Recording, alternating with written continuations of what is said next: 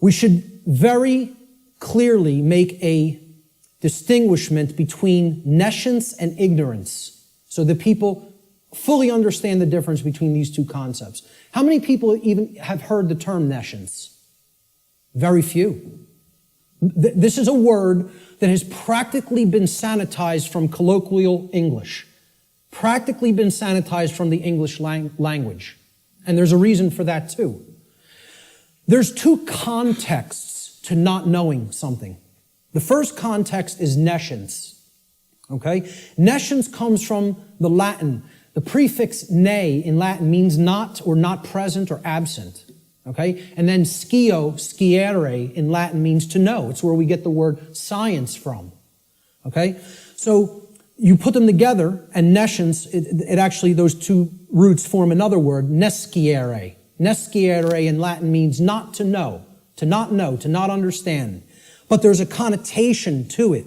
It means to not understand because the specific information that you may be having a desire to understand is completely absent. It is not present, and you cannot actually aggregate that information. You can't bring those pieces of grammar together to form the sentence. Okay? It's not present. Okay? So you don't have it at all. It's unattainable. This should be clearly delineated from ignorance. Now, nescience is not someone's fault. The information just isn't there. Okay? You can't be blamed for nescience. There is no blame in nescience. The person who is nescient is not to be blamed for being nescient. The information simply wasn't present so they could take it in and then come to understand it. Ignorance carries blame. This is another thing people want to think in the New Age movement. There's no such thing as nobody's to blame. And that goes to that there's no cause for anything that's happening, as you'll hear a lot in the New Age circles. Okay? I very strongly put down these notions, or attempt to. Okay? There are causes and effects. There are people who are responsible for what is happening. There is blame. Blame exists. Okay? There are people who are culpable. We're going to talk about moral culpability later. So ignorance has blame attached to it and responsibility attached to it. Okay? It comes from the Latin verb ignorare in Latin. And this means not to know, just like nescience means not to know, but in a completely different connotation. The connotation of ignorance means you don't know even though necessary information is present and right there before you, because you have willfully refused or disregarded that information. Whether you've refused it because it made you feel uncomfortable, or whether you disregarded it because you felt that's not important for me to know. I don't need to know that. Or you feel you already understand something that contradicts with what's, the new thing that you're hearing or seeing. Okay? So when you willfully disregard something, okay? If I wanted to willfully disregard the gentleman sitting in the front row, he's present. I could just pretend he's not here and ignore him. That's what ignoring is. This is why I try to say to people, the impact of the word is almost lost to us, of the word ignorance, because of the way it's pronounced. I tell people, start pronouncing it ignorance. Ignorance. Then people will hear the word ignore in it, and the connotation becomes clear. It means you're ignoring it. Ignorance. Okay? That's how I like to say it now. Because the connotation is clear that way. The information is there. The truth is there, and somebody wants to ignore it completely. Now, that is inexcusable, and there is blame that is attached with that. So what I ask people all the time is, do we have a nescient society, or do we have an ignorant one? Do we have an ignorant one? Is our society ensconced in nescience, or is it ensconced in ignorance? I would argue absolutely that we are ensconced in ignorance in society, not nescience. I think we are drowning in information. I think we are drowning in the truth that is all around us. But people are ignoring it, largely. Not everyone. There's many people who are very hungry for it and taking it in as fast as they can, you know? But I think the majority of human beings are in the state of ignorance, even though the truth is present all around us. And that constitutes what Art talked about earlier, this consensus trance, which people in the so-called truth community or truth movement have likened to sleep. They say that they are asleep. I liken it to hypnosis. If you look at the origins of the word hypnosis, right, it means suppressed knowledge. It comes from Greek. Hypo means under, as in hypodermic, under the skin. And gnosis means knowledge, the suppression of knowledge. Hypo means suppression also, under and suppression. So hypnosis is the suppression of knowledge. And that's the state that these people are in. And it's done by themselves. It's not, see, we have to stop looking at this as a victim relationship. This is a willful choice. In a time of overwhelming information available at people's fingertips, the truth being ignored is not an option. It's a willful decision that people are making. And it's a decision that they should be held accountable to because of what is going on, that they are ignoring, what they are allowing to go on in their name and not saying a thing about it. Content to let evil run amok. All right? And then people will wonder, why are we losing freedom? Why is freedom on the wane? Why is totalitarianism and tyranny rising up? Why do we see so much control and obsession with control in our society? You know, they'll see that. Many of them will see the rising police state. They'll see the injustices in our society. They'll see the restrictions on our inherent natural liberty. Okay? But here's the thing. Many of them will not make the transition to grasping. You know? They'll say, yeah, this is what's happening to the earth. It's being turned into a huge prison everywhere. And at the most rapid pace right here in America. Okay? And they'll see this lock going onto the cage. But the question that they never get to, they don't even get to the question, let alone the answer, is why? They'll talk about the symptoms. They'll describe the prison. They'll describe every corner of the cage accurately in many cases. They could tell you exactly how it's working. They can tell you all the different aspects of the control system. But they can't tell you why it's actually going into place. Why is that happening? Well, that's what this presentation answers. Why are we losing freedom? And it gets to the actual heart of that answer. So what this presentation constitutes is a master key that unlocks all the locks to all the doors on all the cages in the prison, if it is accepted. And once again, I don't tell you that belief is required for that, because truth is always present. It's always here. It's a matter of, will we perceive it as being present, acknowledge it's present, by stop ignoring it, okay, and then accept it into ourselves, and then do something with it. Understanding is not the end. Taking in the knowledge and understanding it is the beginning. Action is required. See, knowledge is required, understanding is required, but then action is finally required, above all, if change is to be created. And that's how the laws of attraction really work. So, will people as a whole, as a society, accept that master key? I can't answer that question. All I could do is try to place it into their hands. After I have taken that key and unlocked my personal prison, my personal cages, and freed my mind, all I can do is try to help people to see, here's how this key works. Here it is. Here's the information that constitutes that key. And here's how you put it to work in your life. That's all I can do. Can't make anybody take it. Let's look at what problem solving entails, because that's really critical to understand if we're going to get past this stage and where we're at in our stifled evolutionary development as a species. There's a few main steps to solving problems, any problem. Doesn't matter what the nature of the problem is. The first is you have to recognize that the problem exists. Recognize that there is a problem to begin with. And I think by asking the question, is everybody content with the way things are? Nobody raised their hand. I think that's great because it at least acknowledges to me the people here today recognize we have a problem. And that's healthy. That's good. Okay? Many people out there don't believe we have a problem. You know, they like this place. They like the world the way that it is. You know, which is unfathomable to me, because to me it's a living hell.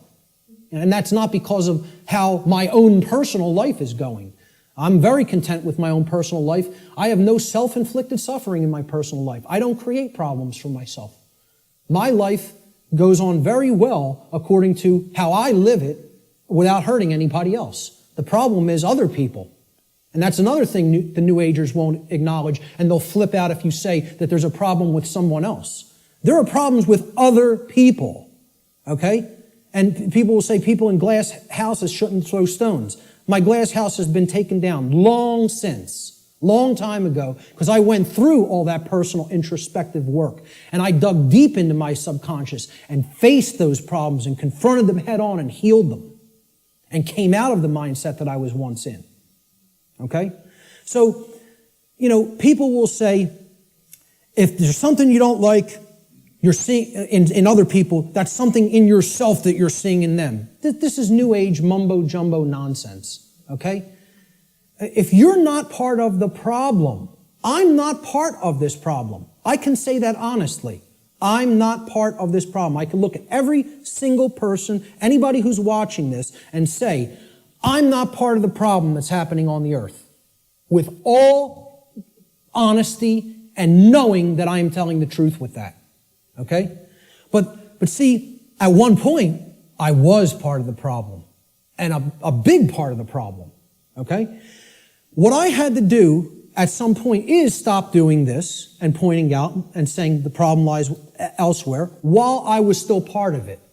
And then I had to do this. And point squarely at myself and say, what do I need to change here, here, and finally here in the guts, in the courage? You know, people will say, yeah, change happens in the mind, it happens in the heart. But lastly, it happens in the guts. We need to generate what I call the heart, mind, guts. Okay? You got to care enough to know and then put it into action. The heart, mind, guts. Okay? That taking action is the most important step when it comes to creating change. And we're going to get to that in a moment. But the whole point here is I had to look at what I needed to change about myself in my thoughts, my emotions, and my actions, and then change those things in myself. This is what most people want to run away from. They want to say, yeah, I want those things that I say I want to magically to be present in my life, but I don't want to do those things that require self-change in how I think, in how I feel, and in how I act. I want it magically to happen without changing those things in me. So I can honestly look at the rest of the world and say, the problem does not lie within me. I am not seeing a manifestation of myself in other people. Other people have not done the same process that I have, the introspective work that I have, and gone through that painful, painstaking work that involves effort, hard effort. I'm not up here telling people, I'm offering you the tonic. You're going to take a sip and magically you will be enlightened. Okay? Knowing what's going on in the world is hard work. It involves destruction. It's a destructive process. It involves destruction of belief systems. It involves completely breaking down barriers that are in your head. Okay? Hardly anybody wants to do that work. People want to run 1,000,000 miles an hour in the opposite direction from that work. Anything but that. I'll take the grave instead of that. Okay? That's where most people's heads are at. All right? So let's get back to the steps here for problem solving. The first is you got to recognize that there's a problem. If you are in denial, good luck. Let me know how that works out for you. Because you're not solving any problem in a state of denial at all. Fear-based denial of the problem must first be dealt with and conquered and stamped out. And you have to acknowledge how bad it is. You know? People feel symptoms coming on of a disease or something and they want to ignore it because they don't want to believe I'm sick. I don't want to believe I'm sick. I don't want to believe I have a problem. Then you're waiting. You don't get it diagnosed and then it turns into a much bigger problem, which is where we're at as a society for ignoring this information. This is what denial looks like, symbolically. Okay? A person with their head in the sand like an ostrich. And please take note, ladies and gentlemen, when you're in this position, when you're in the position of denial with your head in the sand, you're on your knees with your ass in the air. Okay?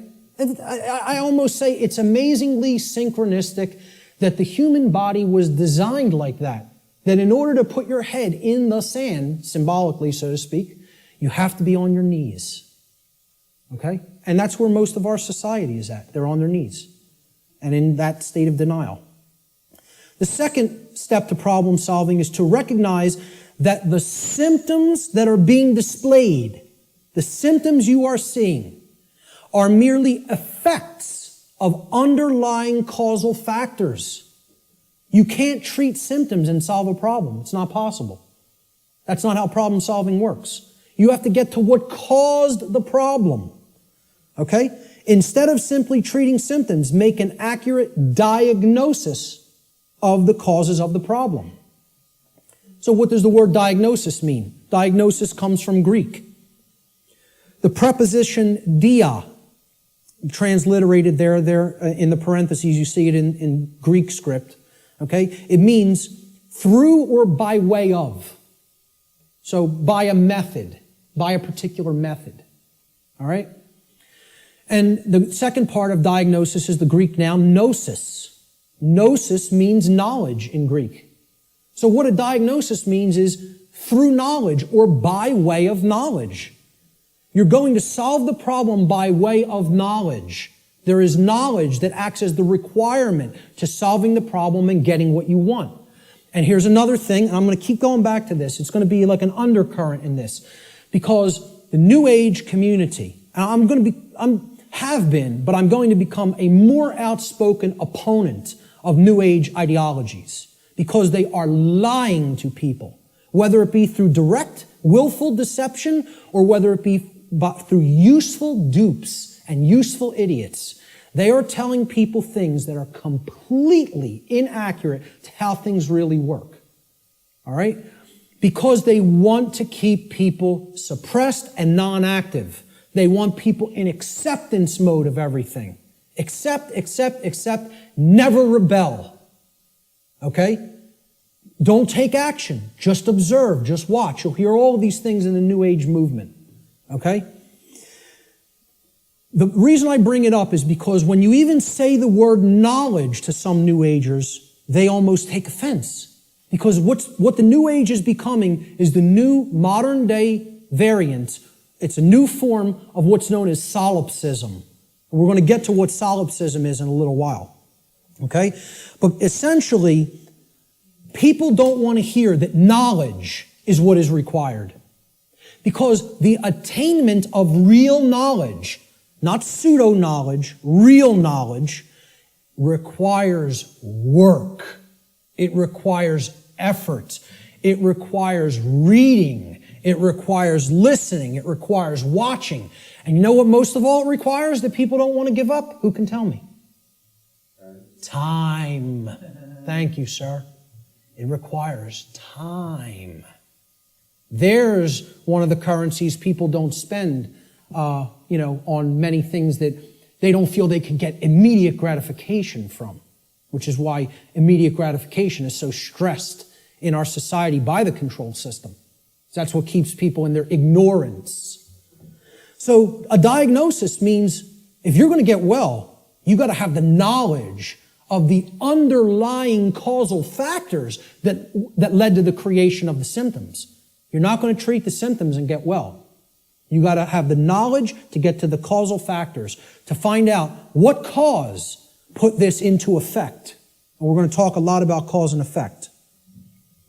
The third step to problem solving is, through the knowledge that you've acquired now, via making an accurate diagnosis of the problem of the causal factors, right? You're going to then put that knowledge into action. Understanding what created the problem is like step 2, right? Stop being in denial, understand what caused the problem, act on the knowledge you now have to solve the problem, to make it right. Okay? So action is required.